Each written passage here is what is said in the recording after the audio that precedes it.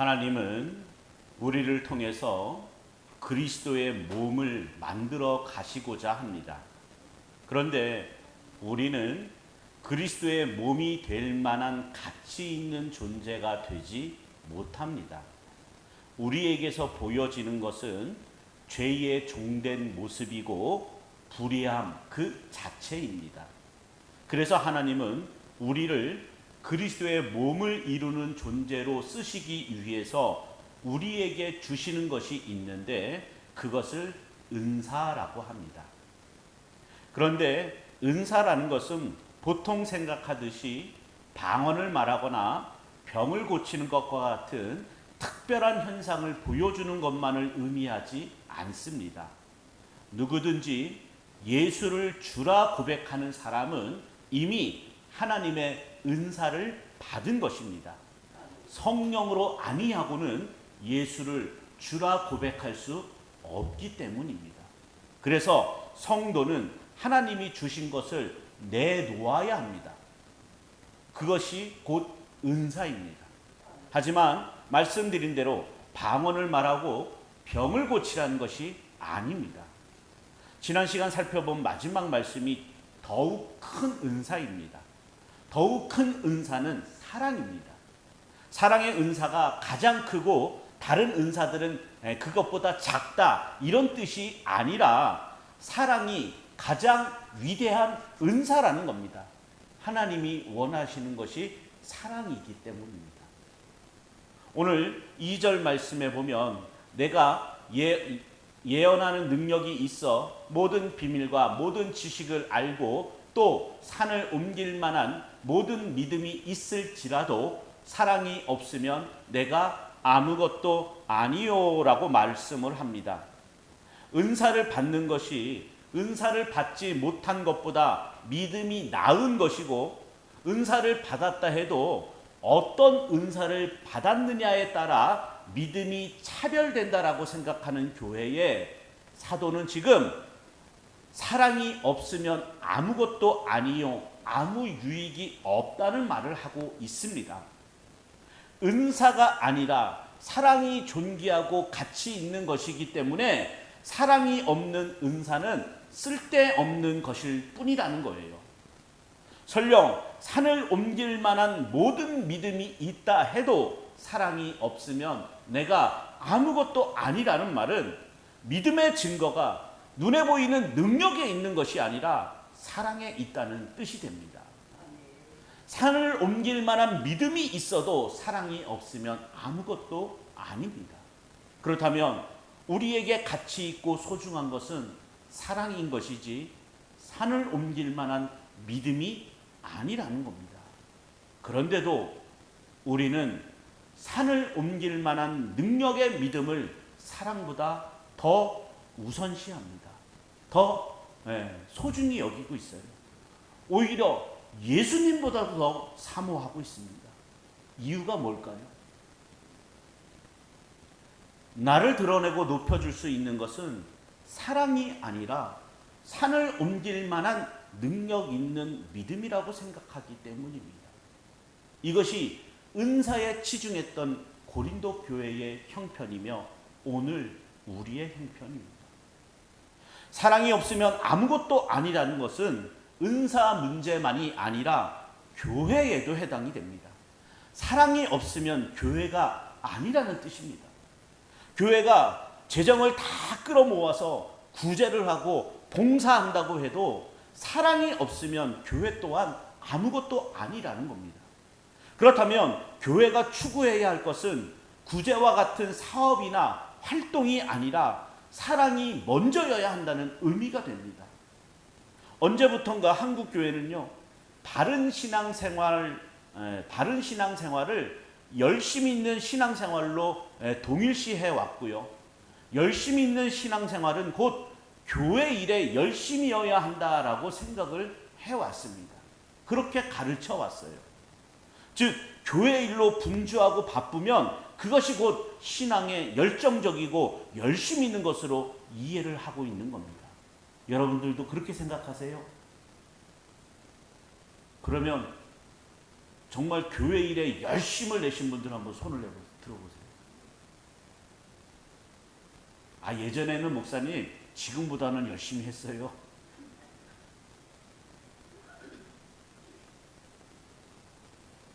큰 교회 가면요, 지금도 코로나라고 하는 이런 시국에도 참 요일별로 여러 가지 일들을 해요. 제가 해온 일들만 한번 얘기해 볼게요. 가장 기본적으로 교회라고 하면 노방전도 하잖아요. 전도지 들고 나가서 노방전도 하죠. 그리고 저는 또 찬양팀 이끌고 나가갖고 시내 한복판에서 기타 치고 건반 이렇게 놓고 찬양 전도도 했어요. 그리고 지금처럼 이제 날씨가 쌀쌀해지고 이제 12월 딱 들었으면 붕어빵 전도도 합니다. 붕어빵 만들어서 지나가는 사람들에게 나눠주면서 붕어빵 전도해요. 그리고요, 또 택시 기사분들, 그분들을 위해서 샌드위치 데이도 만들었어요. 그래서 점심 시간을 이용해서 바빠서 식사를 못 하시는 분들이 많잖아요, 기사분들은. 그래서 우리 교회에서 홍보를 해갖고 그 샌드위치를 만들면 그 앞을 지나가면서 이렇게 드리는 거예요, 기사분들에게. 또 요양원 가서 어르신들, 잘 못 움직이시는 어르신들 목욕 봉사도 하고요, 요양원 청소도 합니다. 그리고 병원을 다니면서 아픈 사람들 기도도 해주고요, 원하면 찬양도 해드리고 그렇게 합니다. 또 우리 지역 사회를 위해서 뭐 복날이다 이런 날이 되면 삼계탕 봉사도 합니다. 한 200마리 300마리 끓여갖고 다 오시라고 광고를 해서 와갖고 식사 같이 하게 해요. 그리고 1년에 한 2번 정도는 믿는다라고 하는 가수들 불러다가 콘서트도 합니다. 또 유명 강사들 불러서 아버지 학교, 어머니 학교, 뭐 행복한 부부, 행복한 가정 이런 주제로 강연도 합니다. 물론 이런 일들이 교회의 기능적인 면에서는 반드시 필요한 일이라고 할 수 있습니다. 그런데 문제는 그러한 일들을 해야만 교회다운 것이고 교회의 역할을 하고 있는 것이라는 생각이에요. 더 중요한 것은 그 일을 하고 있는 교인들이 어떤 마음을 갖고 그러한 일들에 참여하고 있느냐라는 겁니다. 예전에 목회하던 곳에서 교회 행사에 너무나 지쳐있고 피곤해하는 교인들을 위해서 제가 큼직큼직한 그 몇 가지 일련의 행사들을 취소를 한 적이 있습니다. 마르다와 마리아의 자매의 그 비유처럼 교회는 먼저 말씀을 통해 기쁨을 얻고 예수님만으로 만족이 되는 것이 더 우선입니다. 그래서 예수님도 마리아가 좋은 것을 빼앗기지 아니한 것이라고 말씀을 하신 겁니다. 하지만 일에 치여서 예수님조차도 손님으로 모시려 한다면 이건 정말 아니함만 못하는 것이 되는 거예요. 그래서 행사를 취소하고 교회 봉사도 하지 말라라고 했더니 나중에는 목사인 저에게도 따지고 드는 겁니다. 제가 와서 교회가 교회답지 못하고 죽은 교회가 되었다는 거예요. 그래서 제가 논리적으로 성경적으로 말하지 않으면 교회를 대적하는 사탄의 생각으로 판단하겠다라고 했더니 끝까지 그 사탄적인 행동과 말을 고집했습니다. 왜 그럴까요? 교회 일, 눈에 보이는 봉사와 헌신, 남들에게 보여지는 그런 사업들을 안 하면 우리의 신앙이 잘못되는 걸까요? 이 사람은 왜 그런 일에 목숨을 내고 담임 목사한테 대들면서까지 반항하면서까지 목회에 대해서 거스르면서까지 그렇게 그 일들을 하고 싶어 하는 걸까요? 이 사람이 나중에 꿈이 있었어요. 그 지역에서 이사장이 되고 뭐가 돼야 되는 사람이거든요. 그렇다면 이유는 간단하잖아요. 어떤 마음으로 헌신하고 봉사하는지 이미 마음부터가 잘못되어 있는 거예요. 결국에는 교회에서도 쫓겨났습니다. 하나님을 사랑하고 믿음이 있어서 봉사와 구제와 헌신을 한다고 생각을 하지만 이런 경우 가장 중요한 사랑이 빠져 있습니다. 본인은 하나님을 사랑한다라고 생각하지만 철저하게 자기 자신을 사랑한 사람입니다. 봉사하는 자신이 드러나고 구제하고 헌신하는 자신의 신앙이 자랑되어지는 것을 기대하고 원하는 마음은 바로 마르다의 마음이었어요. 그래서 자기 일을 돕지 않는 동생 마리아에 대해 원망이 섞인 말을 예수님께 하소연했던 것이고, 상대적으로 대접하는 일에 열심을 낸 자기의 의로움을 더 부각시키려고 했던 겁니다. 그러면서 교회의 봉사를 열심히 한다는 이유만으로 다른 사람 하지 않는 다른 사람을 정죄하고 질책하는 것은 옳지 않은 겁니다.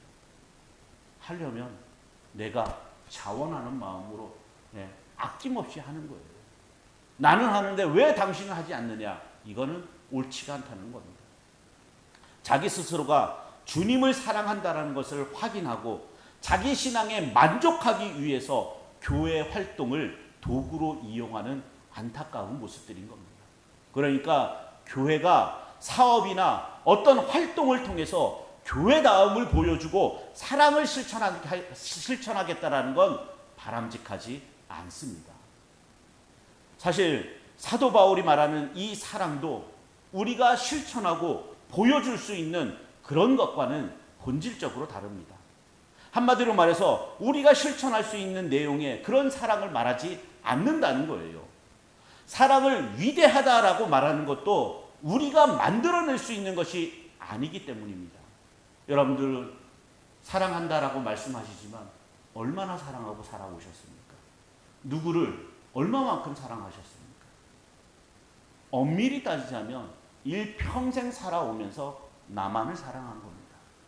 목사님, 우리 가족 사랑하고 남편 사랑하고 자식들 사랑하는데요, 자식이 누굽니까? 그 자식이 나의 또 다른 분신이에요. 그래서 사랑하는 거예요. 남편을 사랑하고 아내를 사랑한다고요? 헤어지면 남남이 돼버리잖아요. 좋게 헤어지는 사람들도 물론 뭐 그런 경우가 있겠습니까만 있는다 쳐도 남남이 되면 서로 갈라지면 그만이에요. 우리는 그렇게 사랑을 보여줄 수 있는 그러한 존재가 되지 못합니다. 이건 오늘 본문 4절의 한 내용만으로도 얼마든지 확인할 수가 있어요. 4절 말씀을 보세요. 사랑은 오래 참고, 사랑은 온유하며, 시기하지 아니하며, 사랑은 자랑하지 아니하며, 교만하지 아니하며. 요 4절 말씀, 요 한 구절 말씀 안에 여러분들은 어디까지 실천을 하고 보여주실 수가 있겠습니까? 오래 참을 수 있으세요? 저는 어느 부분까지라고 말할 것도 없어요. 이 첫 구절에서 저는 실패입니다. 여러분들이 보시기에는 담임 목사인 제가 굉장히 온유하고 인자하고 너그러운 사람 같아 보이지만 저는 사실 오래 참지 못합니다. 첫 마디에서부터 실패해요. 저는 오래 참기는커녕 사소한 일에도 금방 쉽게 화를 냅니다. 사촌이 땅을 사면 배가 아프다고 다른 사람 잘 되는 꼴을 못 보는 것이 바로 우리들의 모습입니다. 그렇게 우리는 사랑을 실천할 수 없는 사람들이라는 것이 성경의 선언이에요. 오늘 본문도 우리가 실천하고 보여줄 수 있는 그러한 사랑의 덕목들이 아닙니다. 5절부터 7절까지도 보세요. 무례히 행하지 아니하며, 자기의 유익을 구하지 아니하며, 성내지 아니하며, 악한 것을 생각하지 아니하며, 불의를 기뻐하지 아니하며, 진리와 함께 기뻐하고, 모든 것을 참으며, 모든 것을 믿으며, 모든 것을 바라며, 모든 것을 견디느니라. 어느 것 하나 우리에게 어울리는 부분들이 있습니까? 여러분들 해당 사항이 있습니까? 그렇다면 오늘 본문을 통해서 우리가 생각해야 하는 것은 사랑이 무엇인가가 아니라 사랑이 누구인가가 되어야 합니다. 바울은 분명 가장 큰 은사를 사랑이라고 말했습니다. 그리고 그 사랑은 우리가 실천하고 보여줄 수 있는 것이 아니라고 했어요. 그렇다면 사랑은 누구이겠습니까? 당연히 예수 그리스도이십니다. 사랑은 오래 참고 온유하고 시기하지 아니하는 모든 것이 예수님의 속성에 대한 내용입니다. 그러니까 바울은 고린도 교회에게 너희가 사모할 대상은 예수님이시다라는 말을 하고 있는 거예요. 은사는 우리를 생명에 속한 거룩한 자로 존재하지 못하게 합니다. 산을 옮길 만한 믿음이 있다 해도 그 믿음이 우리를 주의 사람으로 존재하게 하는 것이 아닙니다. 모든 것은 오직 주의 사랑에 의한 것일 뿐이에요. 그 사랑 안에서 우리는 지극히 작은 자에 불과할 뿐입니다. 어떤 은사를 받았다 해도 예수 안에서는 주님만이 크시고 우리 모두는 작은 자로 존재하기 때문에 내가 높임받아야 할 이유가 없습니다. 그런데도 우리는 박수를 받고 싶어하는 사람들이에요. 세상은 오래 참고 온유하고 시기하지 않는 사랑의 사람보다는 자기에게 있는 모든 것으로 구제하고 자기 목숨, 자기 몸까지 불사르게 내어주는 그러한 희생을 보여주는 사람에게 더 열광하고 박수를 칩니다. 그런 우리가 무례히 행하지 않고 자기 유익을 구하지 않고 성내지 않고 악한 것을 생각하지 않는, 드러나지도 않고 알아주지도 않으며 그래서 박수받는 일도 없는 그런 사랑을 원하고 있을까요? 이 말인즉슨 그러한 사랑으로 오신 예수님조차 원하지 않는 것이 우리의 실체라는 뜻입니다. 그래서 우리는 바울의 사랑 앞에서, 아니 사랑으로 오신 예수님 앞에서 사랑이 없고 사랑을 원하지도 않으며 오히려 사랑을 핍박하고 십자가에 못 박아 죽인 우리를 보게 되는 겁니다. 그리고 이것이 아이러니하게도 사랑의 은사를 받은 증거입니다. 사랑의 은사를 받게 되면 사랑 없는 자기 자신의 실상을 보게 되고 내가 가치 있는 자로 드러나야 할 어떤 이유도 없다는 것을 알게 되며 오히려 가치 있는 사람이 되고자 하는 나로 인해서 예수님이 죽으셨다라는 모든 내막을 알게 되는 겁니다. 그렇다면 이러한 사랑의 은사를 받은 성도가 방언이나 병고침과 같은 은사를 받았다면 그 은사를 자기 자랑을 위한 수단이나 도구로 이용을 하겠습니까? 어떤 은사든 자신을 위한 것으로 여기지 않을 것이고 사랑으로 오신 주님만을 증거하는 것에 온 마음을 두게 될 겁니다. 바울은 이것이 성령이 주는 은사 받은 자의 세계라는 것을 증거하기 위해서 지금 사랑을 말하고 있는 거예요. 니들이 자꾸 싸우니까 그러지 말고 교회 안에서 좀 서로 사랑을 실천해서 이렇게 좋은 관계로 맺어라, 이런 뜻으로 얘기하는 게 아니란 말이에요. 그러니까 은사를 가지고 서로 구분하고 경쟁하는 모든 것이 사랑의 은사를 받지 못한 것이고 성령을 거역하는 죄가 되는 거예요. 여러분, 사랑의 은사를 받게 되면 내가 나를 위해 살아왔던 모든 체계가 흔들리고 부정되고 무너지게 됩니다. 그리고 모든 존귀와 가치는 그리스도에게로 가야 한다는 것을 깨닫고 자기 자신은 다만 그리스도를 높이고 자랑하게 됨으로써 기뻐하게 되는 겁니다. 그래서 사랑을 받으면요, 사랑의 은사를 받게 되면 지키고 행해야 할 나 자신이 없기 때문에 신앙으로 사는 것이 가벼워져요. 즐거워져요. 이걸 이해하지 못하기 때문에 목사님, 나는 수십 년 믿음 생활했는데 나는 왜 이렇게 힘듭니까? 왜 이렇게 변하는 것이 없습니까? 이렇게 얘기를 하는 거예요. 아니요. 주님이 주신 사랑의 은사를 받게 되면, 성령의 능력을 받게 되면 신앙으로 사는 것이 가벼워진다니까요. 더 가치 있는 사람으로 박수받아야 할 이유가 없기 때문에, 사라졌기 때문에 남보다 더 잘해야 되는 게 없어진 거예요. 남보다 더 봉사하고 더 충성해야 하는 부담이 없어지는 거예요. 내 안에 주님 주신 사랑이 있는 거예요. 아니, 사랑으로 오신 그 주님 때문에 내가 이렇게 무가치한 존재라는 걸 알게 됐는데 내가 뭘 해서 주님께 영광이 되고 주님께 기쁨이 되겠어요? 다만 나의 죄를 덮어주신 주님의 사랑만이 나에게 가장 소중하다라는 것이 고백되어지는 거예요. 그러니까 남보다 더 잘나 보이려고 애쓰고 더 부각되려고 힘쓰고 뭔가 더 열심히 하려고 하는 그런 모습들이 사라지는 거예요. 이것이 주님 안에서 쉼을 얻고 안식을 누리며 자유하게 되는 겁니다. 그런데 이런 말씀을 드리면 꼭 이게 곁가지로 삐딱하게 생각하시는 분들이 있어요. 그러면 이제부터 아무것도 안 하고 가만히만 있으면 되겠네요, 목사님. 이런 사람들이 사탄이에요, 사탄. 하지 말라는 게 아니잖아요. 주님 주신 사랑이 우리로 하여금 가만히 있게 합니까? 더 기도의 자리, 예배의 자리, 말씀의 자리를 사모하게 만드는 것이 성령의 능력이에요. 그동안은 그냥 발만 왔다 갔다 하고 몸만 있었는데 이제는 전심을 다해서 신령과 진정으로 주님을 만나기 위해서 힘쓰고 주님의 말씀을 듣기 위해서, 음성을 듣기 위해서, 하나님의 뜻을 헤아리기 위해서 힘쓰는 사람이 되는 거죠. 그러니까 더더욱 말씀의 자리, 기도의 자리, 헌신의 자리를 사모할 수밖에 없는 거예요.